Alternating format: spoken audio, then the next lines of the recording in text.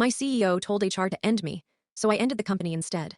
Okay, picture this. I'm at my desk, sipping lukewarm corporate coffee, when an email pings and almost detonates my soul. Terminate all 9 by end of day.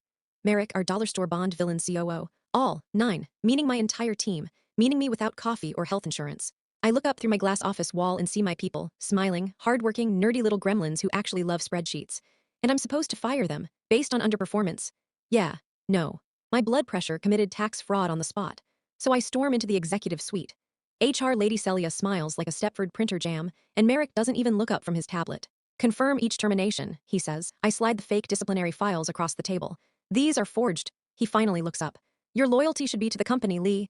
Buddy, I literally am the company. You're the reason HR has burnout fire drills. I walk out, shut my office door, and tell my entire team, we're not fired, not today, but pretend we are stupid and obedient for the next 5 hours. They trust me, which is adorable and tragic. But I know something bigger is happening. Because we recently told Merrick that his billion-dollar global synergy plan would implode so hard the stock price would fall through the Earth's crust. Suddenly, we're underperforming. Right. Fast forward. Files start disappearing. My login mysteriously updates at 2 a.m. HR lurks like raccoons in business casual. Security stalks my floor like I owe them child support. Then we find out who the leak is. Tess. My sweet, quiet Excel whisperer Tess. She breaks down. I had to, he threatened my visa, my sister's job, I didn't know. Fine, I'm furious, but I get it. Merrick preys on fear. Then we discover something worse. Merrick is just the intern of evil. Enter Darian Holt, our CEO, our beloved tech messiah, the architect of fraud. He's been using the expansion plan as a money laundering slide. And my team. We were the excess transparency risks. AKA, inconvenient people who read. So we make a plan. A spicy, career-ending, SEC-friendly plan. We gather everything. Fake reviews, forged metrics, offshore vendors that are literally P.O. boxes, and a phone recording of Holt suavely telling Merrick, end her career. If she resists, end her for real.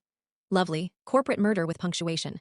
So I walk into the boardroom the next morning even though they tried to deactivate my badge and probably my heartbeat. Holt smirks. You think you understand this company? Yeah, I say. That's why I'm here to uninstall you. I put my phone on the table. Press play. Holt's murdery bedtime voicemail echoes through the room, live streamed to every client, the board, and the entire internal network.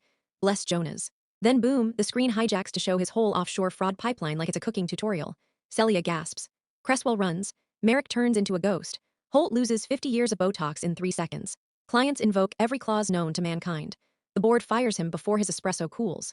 2 weeks later, half the executive team disappears from the internet. The SEC announces an investigation of historic scale. And me? I walked out of that building like Beyoncé leaving a pyrotechnic finale.